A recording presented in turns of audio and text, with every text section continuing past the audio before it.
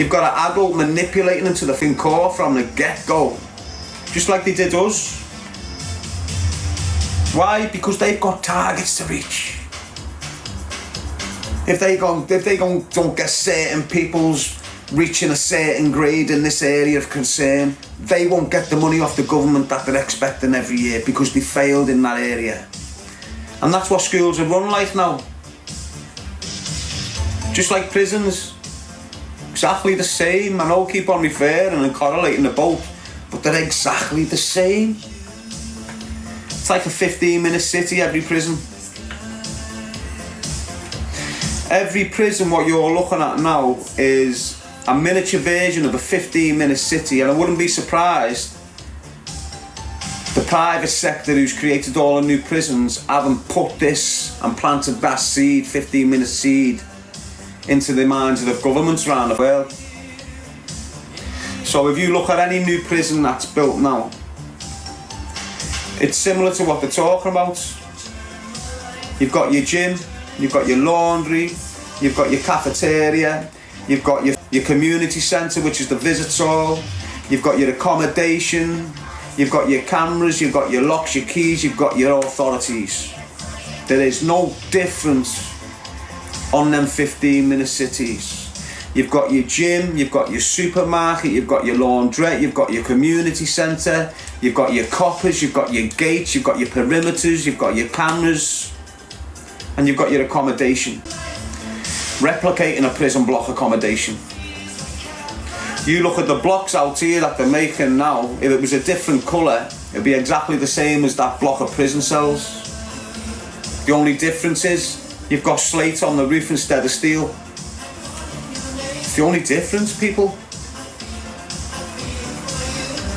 If they banned, look, do you see these big, in you know when everything's gone up but you still see them making these industrial estates with every shop you need on it?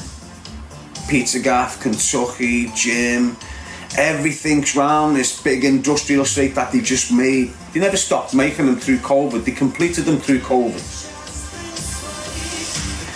Now if you look at that, that's the hub of a 15-minute city. From that industrial estate with your Greggs on, with your clothing shops, with your gym on, with your everything right there for you. If you put like a 5-mile square radius from that core outwards in a square and bang a fence round it, it's prison. It's prison.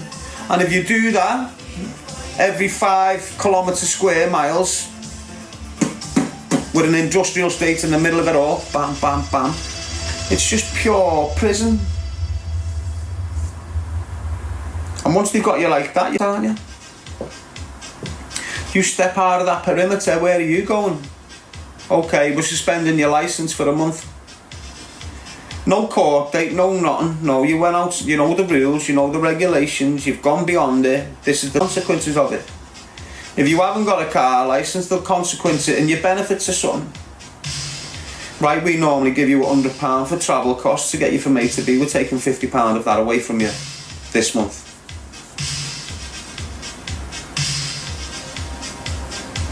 If you work, yes, vintage, if you're working, don't think you're going to get treated any better from these that aren't. These that aren't working, once we've got 15-minute cities, they'll have people knocking on the doors telling them, get out your house and clean the street. Like prison. Not leaving you locked in your room all day. Get that brush, get them gloves and go and clean that yard. That's what it'll be like. You know when screws to a rush through the wing to get rid of all illegal items and all drugs and take anyone knocking up. 15-minute cities, they can do exactly that. Go through a full street in one day and then leave you to it. Crack on. Exactly the same. So get ready for it, mate. Some of you will think, wow, this is far-fetched. Do you think they've got control of this world now? Do you think everyone's still thinking the same? Or do you think 50% of the population are now free thinkers?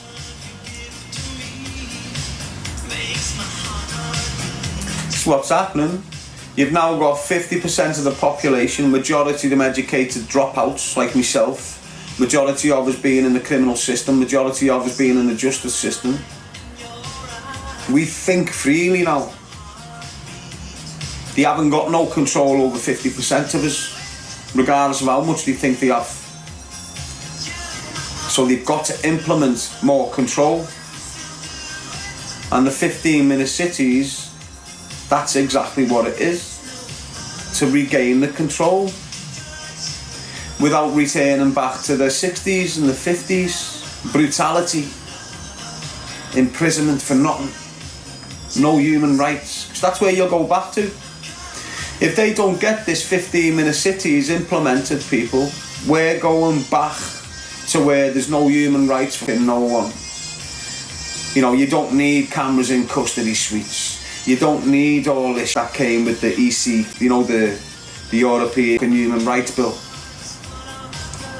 You don't have to have a toilet in your prison cell now.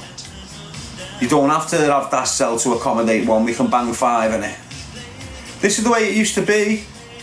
You know, the only reason you started getting toilets in your prison cell, the only reason you started getting single cells and double cells is because of the European Human Rights Bill. The only reason everything's in this country right now is because of the European Human Rights Bill. Half of them immigrants that should be shipped out can't because of the European Human Rights Bill. They've only got to say they've converted to Christianity. That's it, they're remaining in the country because of this Human Rights Bill.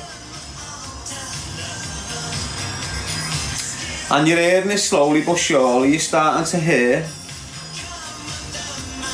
these big politicians that have controlled us all our lives saying we need to remove the Human Rights Bill. Everyone's screaming Farage, Farage, Farage, Farage.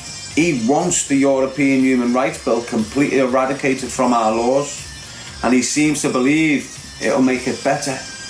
It'll make it better to get rid of foreigners. Yeah, we understand that.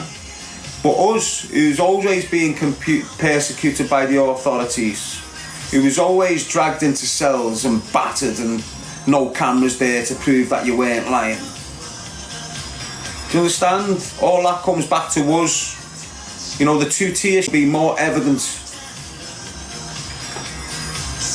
Just bear that in mind, now. Hey. Lara Rose saying crazy. Someone saying Israel. Chev Ross. What about Israel, mate?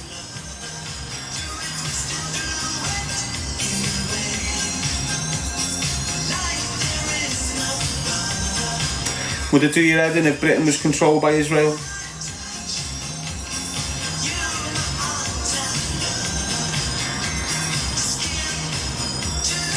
Would it do your head in if Israel was Britain?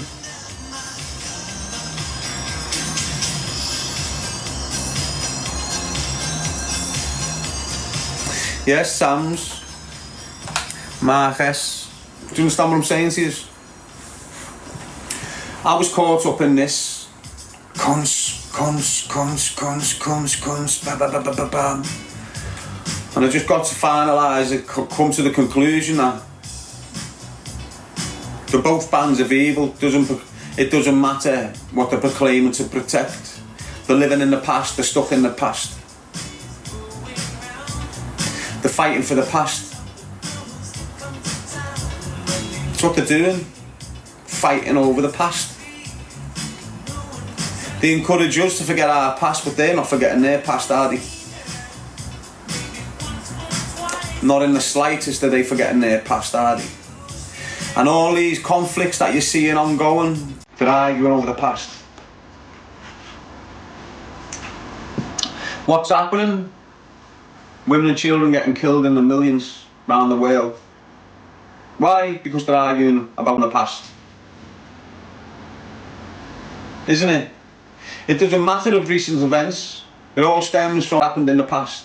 Everything that follows is because of that first initial problem back there. Now, when I was saying earlier on, we've been in existence for thousands and thousands of years, and up until the 80s, we were breeding like ants right round the world. Every woman was having 3 or 4, 5, 6 children, right round the world, right up until the 80s.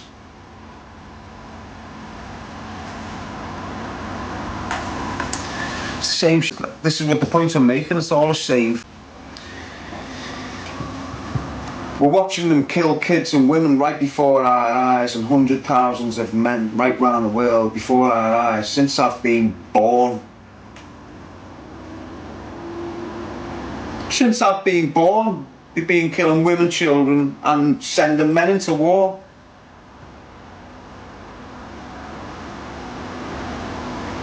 So when I was saying, how have we existed for thousands of years, and we're only this populated around the world? Doesn't make sense to me. Again, I know I'm back on the subject, but it's just so confusing to me, mate. Up until the 80s, the human race was breeding like ants right round the world. Hundreds of thousands, if not millions of kids being born round this world every year. Millions. Where are they all? Where are they all? They've been getting killed. They've been getting killed. This is what I'm saying. There's a reason why this world is not overpopulated the way they scream it is. It's not. It's because for hundreds of years, during these conflicts that these bastards have been having with each other from the get-go, we don't know. We don't know the real reason for all that's going on.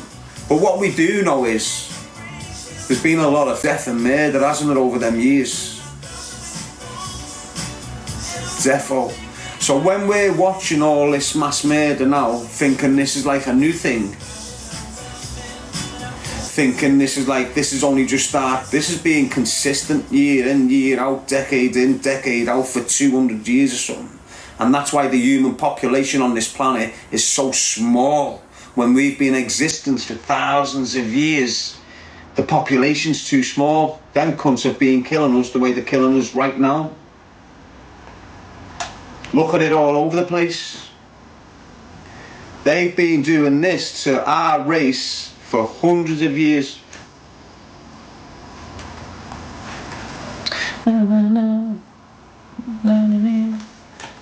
It's horrible, isn't it, when you think about it? You know, when we refer to war, and we look back at World War One, and we look back at World War Two, what's the news? But all you're seeing from that time is the soldiers returning. They're not showing you thousands of bodies of women and children being buried in mass graves, are they?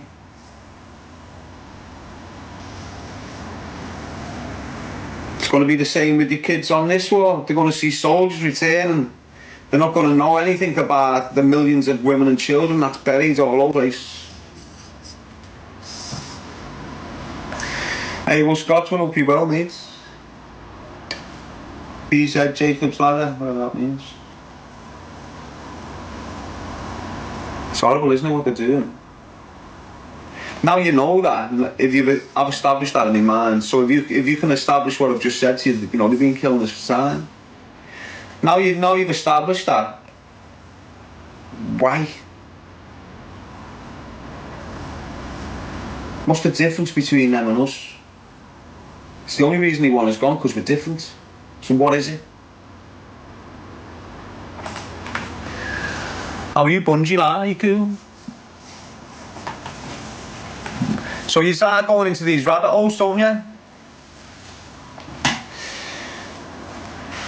Well, they call it rabbit holes, don't they? They give us these names and these phrases by their influences that they use. So instead of you thinking, I'm thinking sense, they're chatting. They say, oh, you've got a conspiracy theory, mind you. When in really, you're just looking at the sensical things in it. That doesn't make sense, that doesn't make sense. Like then when I've just spoke to you there, okay, we've been in existence for thousands of years, but the population of humans is this small. That's nonsensical, doesn't make sense to me. The minute you start asking questions about that, you're a conspiracy theorist. You're working off nothing factual. Everything that's coming out of your mouth is your imagination because it's not based on fact or research that we wrote, we printed, we published. Because you haven't read that, you're a conspiracy theorist. And this is what you do, again, this is what they're doing to your kids on a littler scale in schools now. They've looked what's gone on in the last generation. They've seen that we became woke about certain things and they're contemplating certain things. So now they're getting into your kids early. Whatever you're taught in school is the truth, the whole truth, and nothing but the truth. If anyone tells you outside of the classroom, they're lying. They're conspiring to harm you. They're making you lie. This is what they're doing to your kids now. So by the time they're 16, going into the next wave of conditioning, college, and they're already tapped in up here. That what that school is telling them is the whole truth, the truth and nothing but the truth.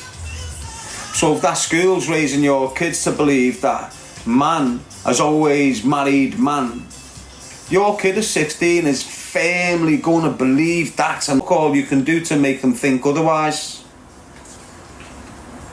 You can't overturn 8 years, 9 years of pure psychological conditioning. When your kid turns 16 and he's not in school no more, and you're witnessing what he's like now. You don't even know what your kids are like, half years. Wakes up, goes to school, gets conditioned, comes back from school, goes out with his mates, plays on the computer, comes in, speaks to you for an hour or two, gone, bed, back up, douche. 16 years old. Now he's not in school. Now you're seeing him for them hours where he's gone, and you're starting to realise how much damage to your son is done, and you've just got to live with it because he's your son and you're a loving father and you're a loving mother, and you've got to back him to the hilt. And regardless of what the situation is, the mum is going to back the son to the hilt. That's why you've got people like Shawn Mercer's mother going to prison trying to protect the children. It doesn't matter if she was protecting from the police and justice. It's the mother's instinct to protect their children in situations regardless of what that situation is. That's why you'll have complete dirty, nasty predators doing 20s, and the only person going to visit them is their mother. And what half of you lads will understand is if you've been to jail, if you've gone to jail, if you're in jail, you know the only reliable source, if she's in your life out there, the only one that you can ring and be guaranteed some sort of response or is your mother. Even if you've got to ring your ma to ring in to get on, it's your mother who's the first point of call. And half of yous treat them like shit. Because this is what the establishment wants. They want you rebelling against your family unit. They don't want you rebelling against the system. They want you rebelling against your family. They want you going against your dad. They don't want you being like your dad. Your dad's coming from a generation of alpha males. Do you understand? Protect women and children. That's where your dad's come from. They don't want that from our boys. They don't want our boys to protect women and children on the street. Do they? They're letting people in to harm them. Why do they want to raise people to protect them? How are you, Oliver? Just look what they're doing to your kids, mate. You know, if you don't put your kid in an MMA gym or a boxing gym, he's a fruit. When we was getting raised, every kid was solid. Every kid could have a scrap. Every kid could fall out of a tree that was 10 foot, jump up and just take it. Now your kid falls off a 2 foot wall, he's running home screaming his head off like he's had a bullet put in his head. Understand? This is what they're doing to your boys. This is what you're doing to your kids. If you don't put your kid in a particular place and categorise him, he won't be able to defend himself. You know, when we were growing up, you had straighteners on the schoolyard every other day. That's what made us hard. That's what made us adapt to that environment. Now you have a straightener on there, you're going to prison. You punch a kid in school, you're going to jail. That 15-year-old kid breaks that kid's nose in school, he's gone to jail. Years ago, both of us would go in the office with a broken nose, get our hands slapped with a ruler.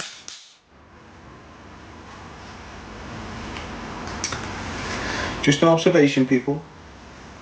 Yes, Alicia, cycle chain, and this is what they're doing to your boys. So you need to use mothers, toughen your kids up, because there's a lot of used mothers there without dad. If you've got your own dad somewhere, or you've got a cousin or a brother or something, start dropping your son off with them on a regular. It's nothing against you. He just needs that man in him. He needs some man in him somewhere. The energy from man. This is how I believe it works. Your child, as it's growing up, will be sucking the energy out of mum and dad. So when that child's on mum, it's getting the femininity, that type of streak through them. And when dad's got him, it's getting that different type of streak through him. When mum's carrying the baby, if the baby starts struggling, mum's got this type of tight grip. And the baby can feel this type of tight grip. And when he's in daddy's arms, and she's struggling the same as in mum's arms, but now he's in daddy's arms, daddy's got this aggressive grip. Daddy's got this stronger grip, a more disciplined grip. So this affects the baby's mindset and the energy that it's getting to grow with. It's growing up with these two spirits, if you like. It's got the dad spirit, the mum spirit. It's got the nurturing, it's got the caring, it's got the consideration, but it's also got the defence, it's got the protection, it's got the aggressiveness when it's needed. If you take that, any man can put that into the son. This is what I say to lads. This is what I say to lads. You can be replaced. The mother can't. Easy. Do you understand? If you spared and put with your kid, you're easily replaced, lad. Don't think you're not. Don't start moaning down the line when you've got a decent lad willing to step in and guide your child away from danger. This is what I'm saying. This is the way it is. Big Mark and Tony, Lisa Banks. So, and yous, dads. Have you got problems where you're the sole bearer for your child? And your kid's not getting a female interacting with him on a daily basis? What do you think that'll do? There's loads of dynamics there to that situation. The first and foremost you should be considering is the lack of opportunity around females is going to damage your kid as he grows up. He's going to be shy to talk to them. He's going to be not confident to approach them.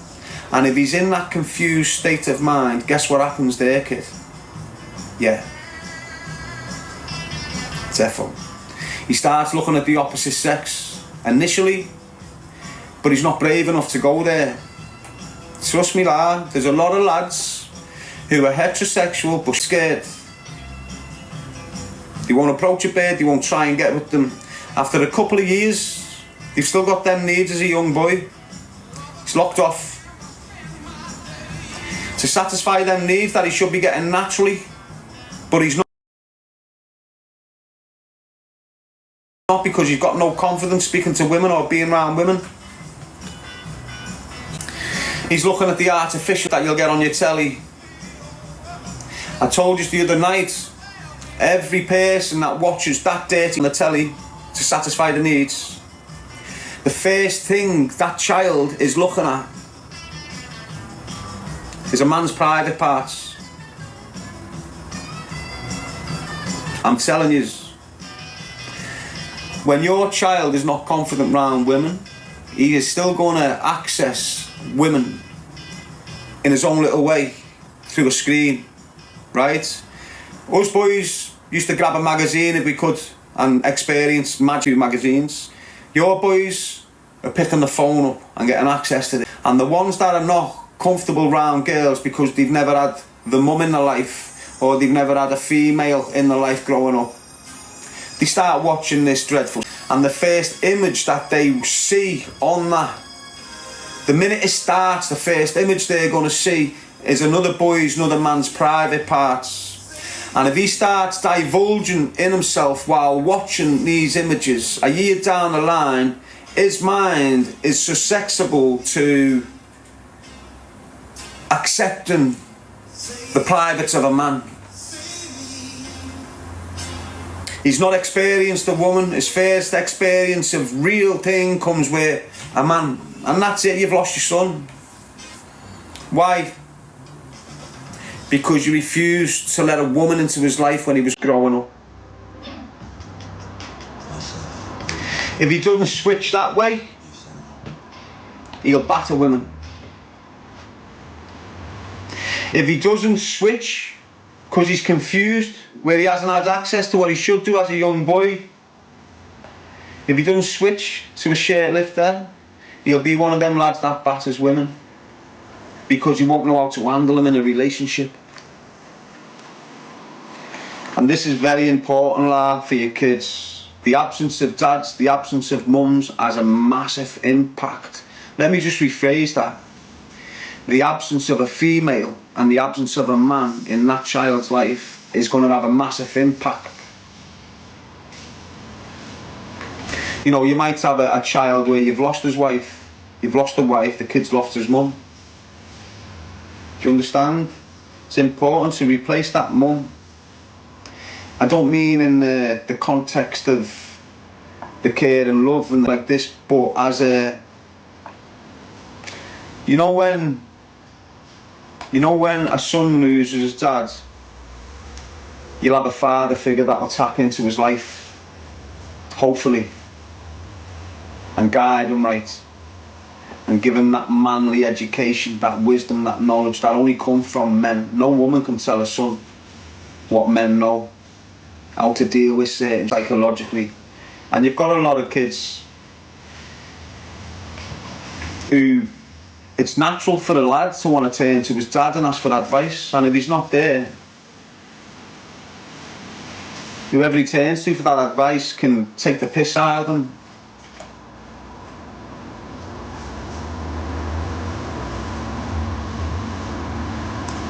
I've got a mum messaging me now.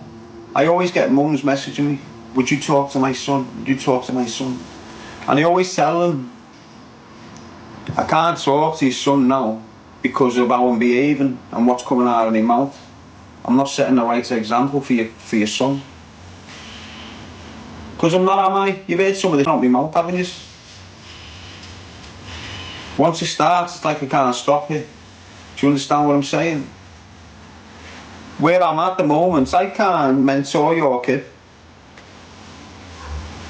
I can't have your kid coming with me every day for 2 weeks, 3 weeks, showing them what's what and what's not, who's good, who's not.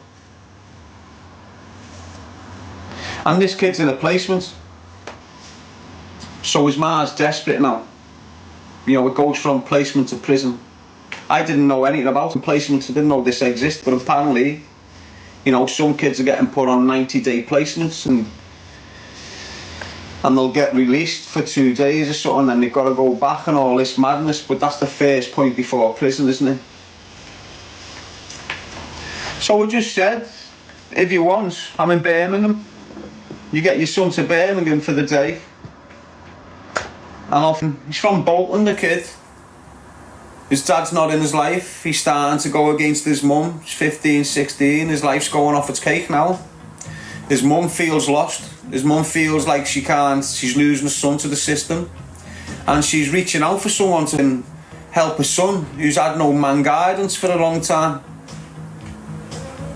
He's in a mess now. She's probably going to lose his son to the system. You know, when a mum is over caring, she lacks the discipline. And this isn't me hating, this is observations. When a mum is over caring, and overcompensating for the absence of the father. She's not disciplining the son correct. She doesn't want to make him cry. She doesn't want to hurt his feelings. The mum's feeling guilty because the dad's not there, and she feels responsible for the way the son's suffering now.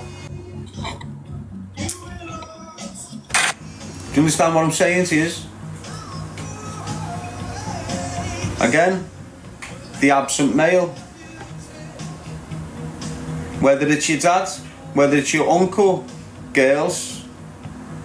You know, if you've got a young son with the dad that's absent and he's 4, 5, 6, 7, 8, it's very important that you put that male role model in his life early on. As I say, he can be your brother. Even if your brother's a dickhead, it's still that male energy around your son. Your brother might be a dickhead, but he knows right from wrongs, doesn't he? So just say, as I say, I'll shut up on it now because I feel I'm going on a bit too much. But if you're a single mother and you've got a son and a daughter, the daughter's just as important with the impact of the male into it, honest to God. So if you're a single mother with a son and a daughter and the dad's not in the picture for whatever reason, doesn't matter. The matter is he's not there. And because he's not there, it's leaving a void in your kid's makeup. So just get your dad, your uncle, your brother. A lot of girls rush ahead, get a man, don't really get to know the man. 3 months later, the man's in the house sitting there with these 2 children. It's not good. It's not good. You need to validate this man. You need to verify this man. You need to know exactly what this man's about. Because if this man's, he'll batter your kids every day. Unfortunately. And a lot of girls get caught up in that rebound cycle of events, don't they? You've had company, financial help. Even if he's a dickhead, he's still sending a dough every week. All of a sudden that stops. She's on the rebound. Most of it's because she's lonely. She needs company. She needs someone to be in life with. She doesn't want to go through life by herself with 2 kids. She's finding it difficult. All this, lad. If you're in that position, I suggest you know, understand how powerful you are as a woman. Understand, you know, the true power and the true spirit that you possess as a woman. You don't need that man to make you feel secure. You just need some self-assessment. Honest to God.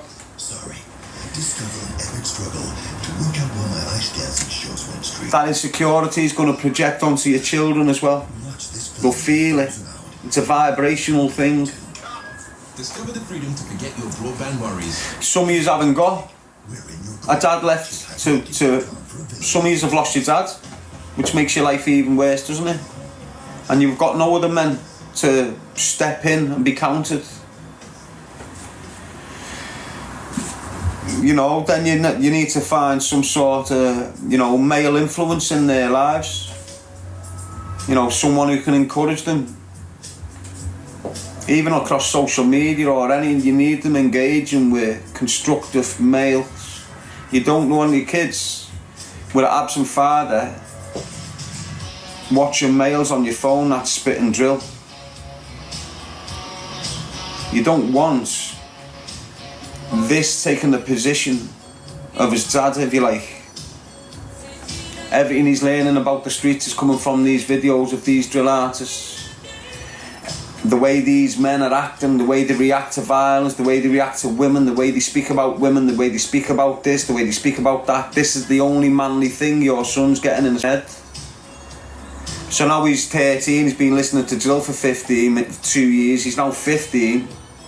No dad there, that's chatting shit, that kid ignore there, that's chatting poo. The mum's just letting him be as a teenager. The music he's listening to, it's sweet to batter a bird.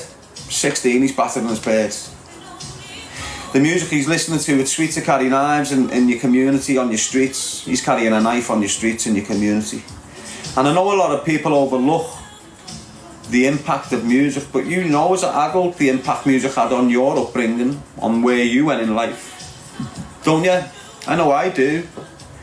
You know, I was gamers, but I started listening to hip hop and I became extra gamer. I started doing what I'd never done before. Why? Because hip hop educated me on how to do it. You know, we didn't fly around in cars doing drive-bys, seen a few hip-hop videos, and all of a sudden, bang, let's try a drive-by. Do you understand where I'm coming from? Exactly the same setup right now with this drill music and the youth of today.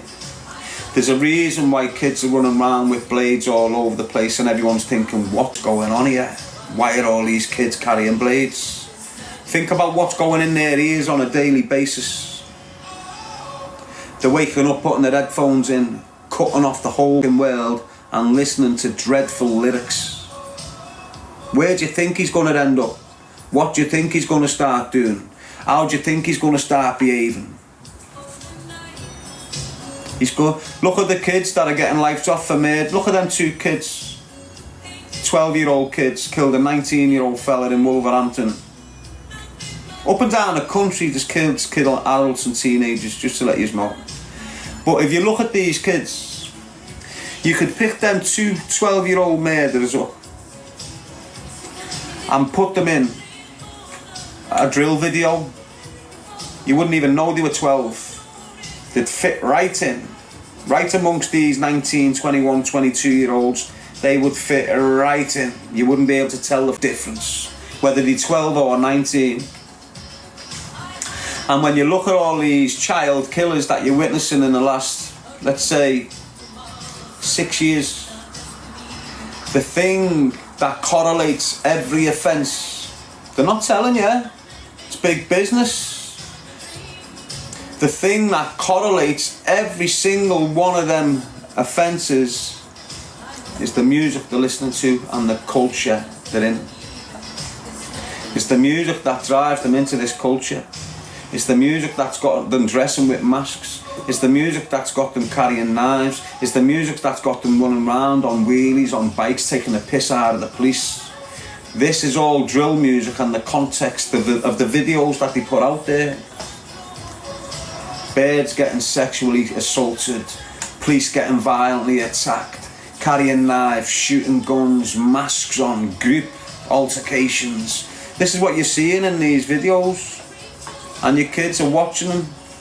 Your kid don't put the telly on.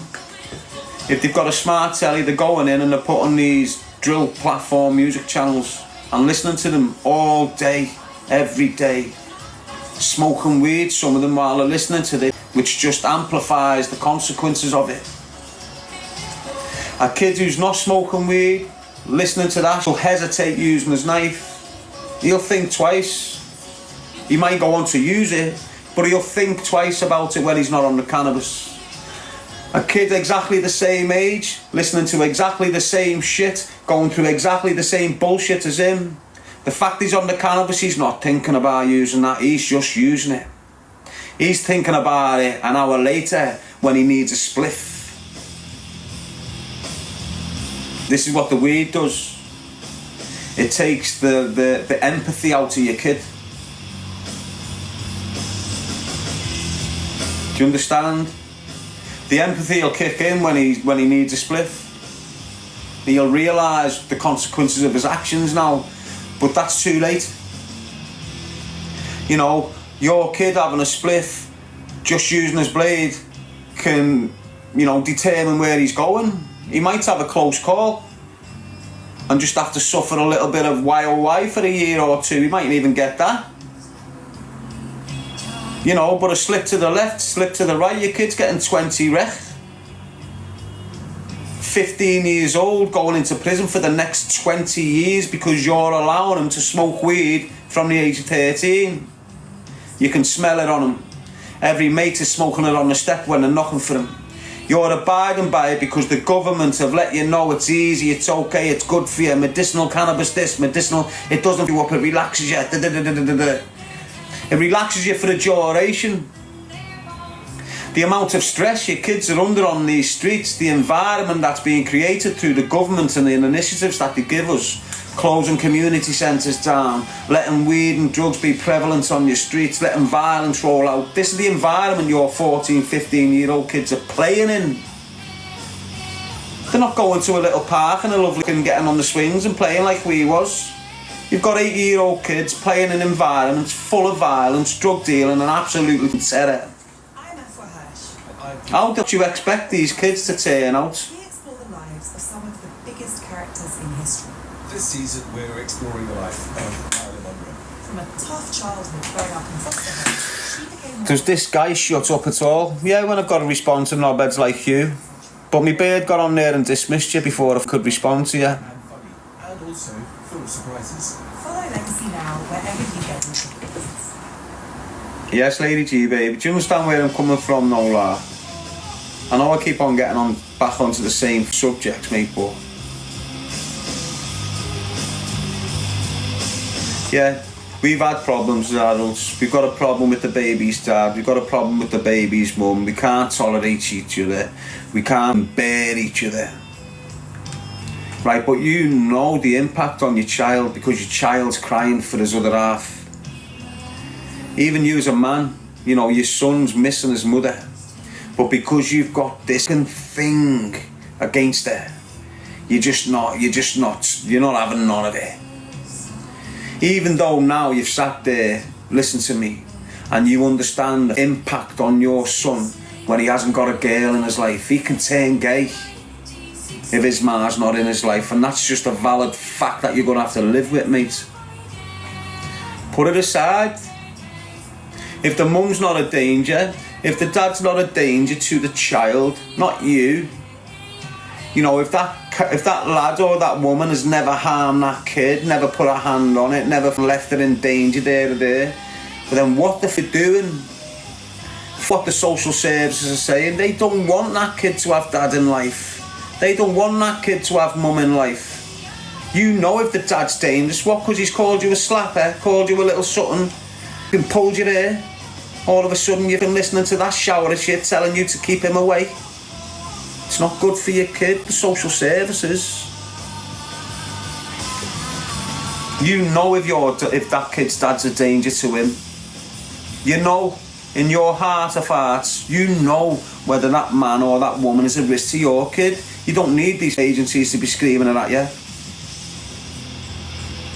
Let them back in. Let them back in. You know, even if she's screaming and ranting at you every time you meet her,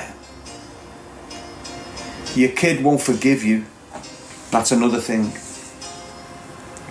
Your kid will grow up and you'll get the blame for his dad not being there. You'll get the blame for his mum not being there. Honest to God.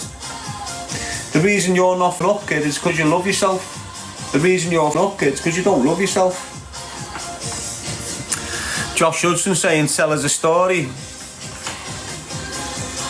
What, do you want me to just sit here and search my library for a story and tell you? Shall I tell you a fictional story? Shall I start with once upon a time? You just come out natural, mate. You know, as we're talking, as we're going along, hopefully we stay away from my stories of the morning, because they're not nice. Interesting, captivating, but it's for a particular audience, aren't they? There's a lot of negative vibes coming from my stories because it's a negative upbringing. Of a morning, I try to stay on that positive vibe. I don't want people leaving my life thinking, oh, is he alright? Or he looked emotional during that story, or he... That's not what it's about. You need to avoid that type of thinking as much as you can. And if you're a cunt making people feel that way, you're a cunt, aren't you? Stop it. Holland Boy saying, love them stories. Only because you know there's truth to them, isn't it, kid? That's why people appreciate the stories and telling them. You know, I'm not some kid just chatting shit about a life I haven't led. And everything that goes with it. Yes, Josh.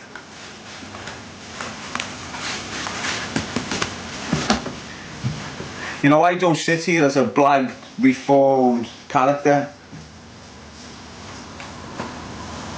You've got loads of people that blag the reform, but they participate in the life somewhere in the same that destroyed their life, so they're not reformed.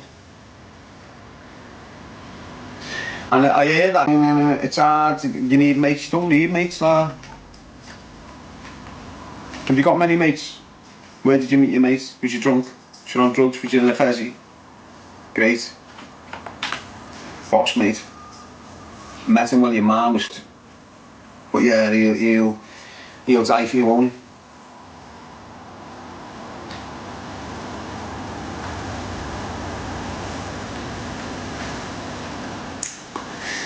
As I say, every so often I've got to reiterate, every so often to cover me back, no legal angles like this. Everything I've said over the last 8 years has been hypothetically speaking. I've exaggerated an awful lot for legal reasons. And you take that the way you want it. You know, the rats that have been screaming, he's untruthful, he's a liar, are going to take that and use it as a way of convincing people that I'm untruthful. When you's educated enough that sit with me on a regular basis will know why I'm doing that. Just prevents future prosecutions.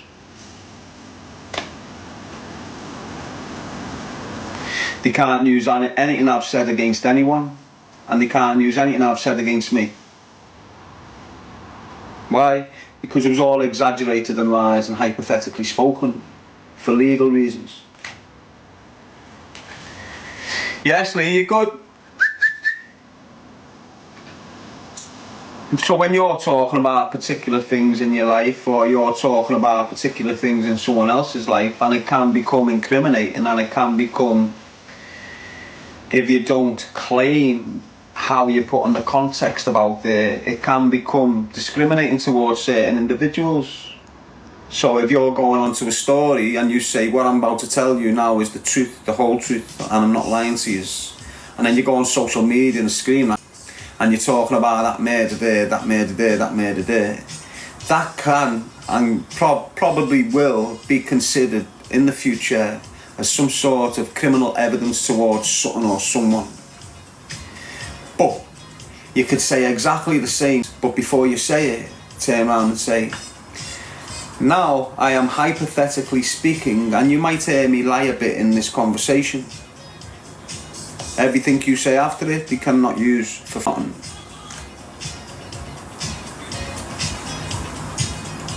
So just bear that in mind when you're going down certain paths in your life. You don't want to implicate yourself or others in crimes. Obviously, if you're living that life, if I'm sitting here and I'm setting myself a task of trying to solve that unsolved murder in Liverpool, like I have done in the past, if I pick that murder out in Liverpool and go, right, I'm going to do a little 3 months on this, I'm going to do research, I'm going to put content together, and I'm going to start naming and shaming who's meant to be held responsible for this. I need to ruffle some feathers for this mother, this family, who haven't had no answers, who were living in turmoil because the son was shot dead 5 years ago and no one's done fall for them. Little sisters, little brothers absolutely destroyed because the big brother's being took out. So if I focus on that and I start doing that type of content again and I start saying, I'm led to believe that John Tomo killed this kid, and I believe that, I'm implicating people in a murder there, aren't I? And I don't give a... Why? Because I'm looking at the goodness. I'm looking at that woman. I'm not just looking at that mother and that father who's lost a son. Guess what? I could tolerate seeing one mother suffering. It hurt me, but I could suffer. You know, when you've got 25 unsolved murders in the city of Liverpool through gang crime in the last 10 years, well then shit's a bit messy, isn't it? You know, if you spread that out, it's 2 unsolved murders a year. Think about it. You've got kids killed 15 years ago and the mar's still finished. Ripped the whole family apart. Unsolved. Just sat there on file. You've got one already. You've got a couple in the last. You know, you've got little Thingo from what was his name? Done pure content on him. Little Sam Rimmer. Sam Rimmer. When Olivia got shot dead, when Ashley got shot dead, when Jackie Rugen got shot dead, who still hasn't been solved there, mate. She was a nan who got shot on the step because of what her sons had done, or her nephews or something. But you understand, Sam Rimmer, he was done exactly the same time as these atrocious murders on the streets. Here we are, 2.5 years. Them lads on that street know who killed him. His own mates that were standing with him at that time in that estate know who killed him. Not one of them are willing to scream his name out. I have. I've done content on it. I've done bits of content on Young Sam. Screaming blah blah blah blah blah blah. The police know who's responsible. You know, it is what it is. The person that... The whole reason why it happened is because some kid that's affiliated to the Kinnan cartel. And the Vaughns. Sandra Vaughan and that boxing promoter, the Vaughan. You know, it is relative why little Sam's dead, mate. And the feds all know. The feds know everything about it. They can't do call because the kids are shook by these gangbangers in the area. That no grass thing. A thing that the police put in there to prevent you getting justice for yourselves.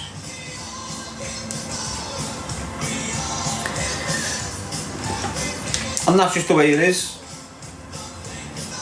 You know, so when I was saying before, be careful what you say because you can implicate yourself and you can implicate others.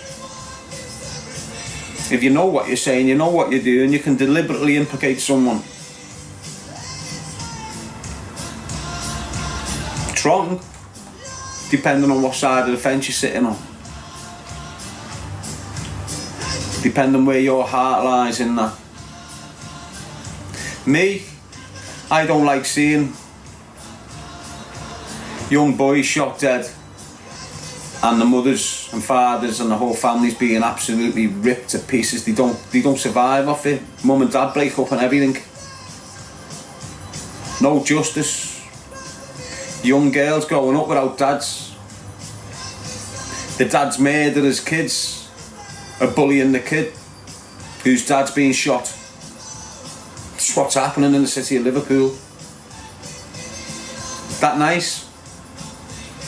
Imagine your son being shot dead in your area, on your step, and you're walking out your house and walking down the street, and the person who the whole city is saying has killed your kid is stood there smirking at you.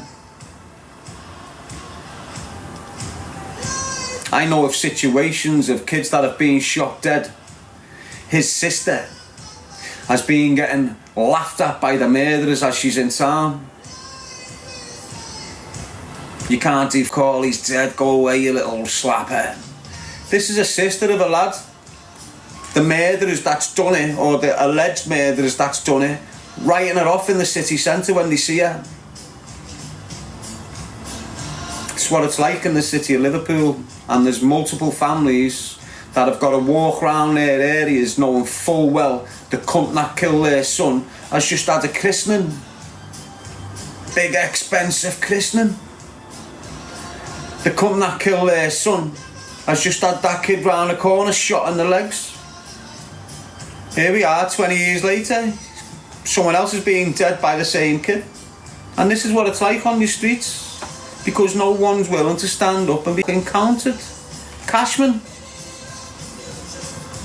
you know, look at him before he went on and took the life of an innocent young girl. Everyone was shit scared to speak about him. He damaged people all over the gaff. Everyone was shit scared to say anything about him. He went on to kill a girl. The people that was protecting him made it impossible for people in the area to say anything about him. Do you understand what I'm saying? No one was screaming his name, nowhere. I was straight out there. Within 14 hours, I was getting messages coming through my phone. Cashman, Cashman, Cashman, Cashman. That mate, put him on the back foot. Live. I'm hearing it's Thomas Cashman that's done this to this kid. If you rats are protecting him, you need to sort your heads out. Everyone's going, get on him, sing. Weeks down the line, he's charged for it. Months down the line, his life's off for it. Not my fault. You know, we weren't convicted on me screaming his name.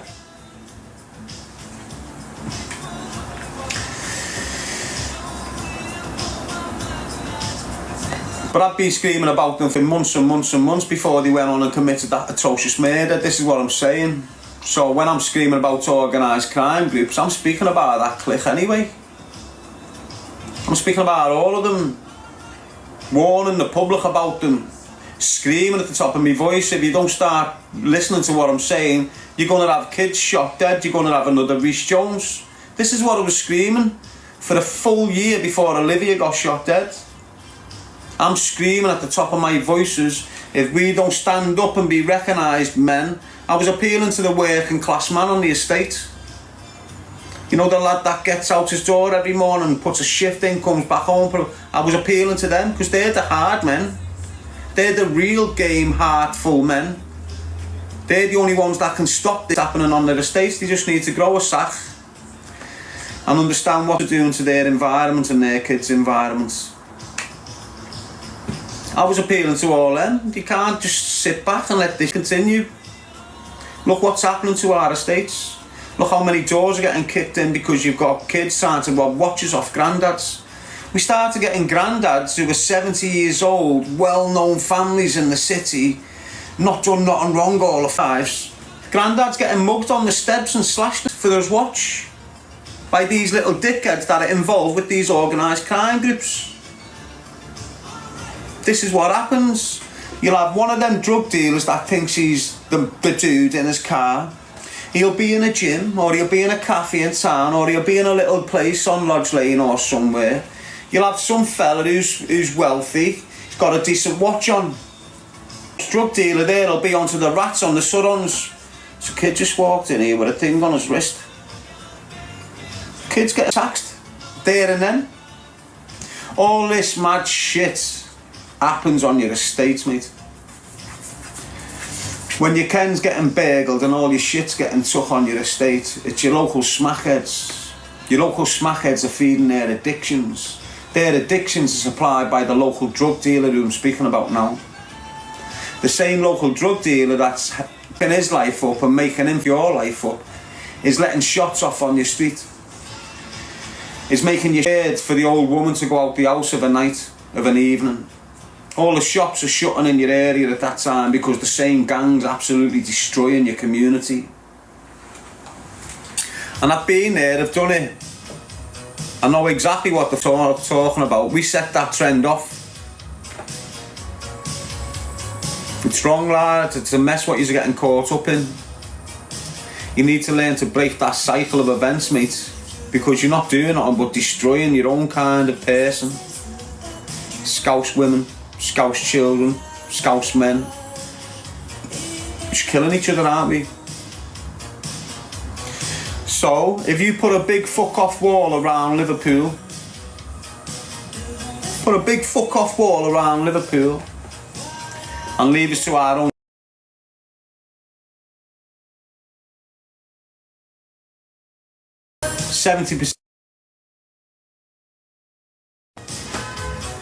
70% of the population would be dead. We wouldn't look after each other. We wouldn't care for each other. We wouldn't, get each other food if it was needed. All that sort of shit. It's just gone, basically. And you can't see it really because you're not locked in. If you were locked in, you'd see it 10 times more. Apprentice Carver saying it's called the loop of life, mate. How are you, Bike Attack? The loop of life, mate.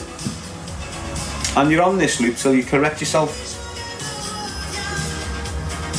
And you'll be in this life and you'll revisit this life until you've corrected your ways. And once you've mastered yourself, you'll pop off onto a different dimension up there. I'm not going to go over it again because some of you have probably heard it umpteen times, but basically my little theory is this: between your ma's legs you've got a portal, between your mother's legs you've got a portal. You're travelling in that portal for close to a year, and then you come out into this dimension. Do you understand what I'm saying? And whilst you're in this from an early age, you're nothing. The minute you come out of this portal between your mother's legs, you're potent. You're like a 1,000-watt bulb that's brand new, full of potent, clean energy.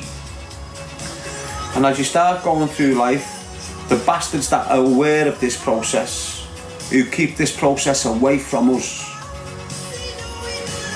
start poisoning your energy.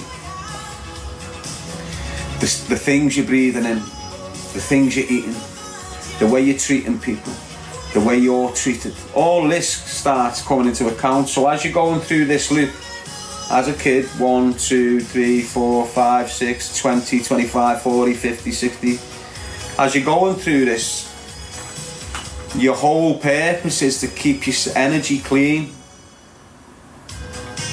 not to let this loop dirty you. The whole point basically is to live life like Christ, and your energy will stay clean. Don't harm no one, don't offend no one, don't steal, don't murder, don't do this, don't do that, don't do that. If you live your life from the get-go according to the scripture, your energy stays clean, because you haven't hurt no one, because you haven't been an emotional wreck, you haven't took drugs, you haven't drank, you haven't done this, you haven't done that. Your energy is potent and you'll just go straight on to the next level. Straight on to the next level. But if you go through life not on a path of Christ or anything, and you are going through there and you break his jaw and emotionally wreck him, and then go up there and wreck your mother's head, and then go up there and start smoking weed, taking cocaine, drinking alcohol, and then go up there and your energy is just dirty. It's not potent enough. So when this vessel crumbles and what they call your soul leaves your body, that's your energy, that's your spirit. That's your mum, dad and you from the age of 1, all that energy built up. Now when your vessel drops to the floor, your bag of bones that it's currently in, and they tell you in every scripture, in every way, your soul leaves your body and goes to the heavens. The heavens aren't as clean as you like. If you're going through life believing this type and your spirit is caught up in that type of shit, when your vessel drops, your soul is going to attach to that consciousness, where I'm following that life of Christ. So when my vessel drops and my energy leaves me, my consciousness leaves me, my soul leaves me, because I've believed in a certain consciousness for the majority of my life. When my spirit and my consciousness leaves me and goes into the cosmos, it will attach itself to the consciousness of Christ, because that's what I believe, and that's how I've been living my life, according to the consciousness of Christ. Not the body of Jesus, the consciousness of Christ. So if you're going through life doing all this satanic fornication, abusing yourself, taking drugs, your spirit believes in the spirit of Satan, believes in the consciousness of Satan. So when your vessel drops to the floor, your spirit, your consciousness leaves your body and attaches to the cosmos. Yours is directly going to go to Satan's consciousness, not Christ's. So you're going to fire, I'm going to light. Do you understand what I'm saying? And that's what it is, whether you like that or not. Whether you're religious and you think I'm chatting shit right now, That's what life's process is all about. If you believe in the devil, your consciousness will attach to it when you pass on, and you will go to wherever they all go. If you believe in the body of Christ and the consciousness of Christ, the church drives you to the devil. Remove the church and have a personal relationship with Christ. And if you fully believe in your relationship with Christ, he's guiding you, he's protecting you, he's showing you the rights from wrongs. Trust me, when it's your time to pass over, and don't forget, every sin's repairable in the eyes of Christ. Doesn't matter how you was for 20 years back there, you can turn that around. And when it comes to your vessel dropping to the deck, if your beliefs are that potent and that strong, your spirit will attach to the consciousness of Christ, and you're never going anywhere. You will always exist in this life, not in hell, in this life. And that's just the way I think of it, and it's a good way of thinking of it. A lot of you have lost your purpose because you lost your belief. A lot of you, when you were growing up, you were at direction, you were going places. You believed in Christ. As you're growing up, you're getting into your teenagers, you're taking all this, the spirit of Christ that exists within you. You start smoking weed without your understanding. When you're smoking that weed, you're letting different spiritual elements tap into your mind, which is going to take you away from the spirit of Christ eventually. When you're drinking alcohol, you are letting a different spiritual aspect tap into your mind. If you continue, that spirit is going to take you away from Christ. And what you're witnessing right now is a lot of people taking substances, which is allowing a different spirit to tap into the mind and drive them away from Christ. And when you've been living that life for a duration of time, you don't believe in Christ no more, and your life is, you're starting to do devilish things now. You're starting to steal, you're starting to stab people in the back, you're starting to speak negatively about you, to do everything that you never used to do, you're now doing, because you lost your purpose and you lost sight of Christ.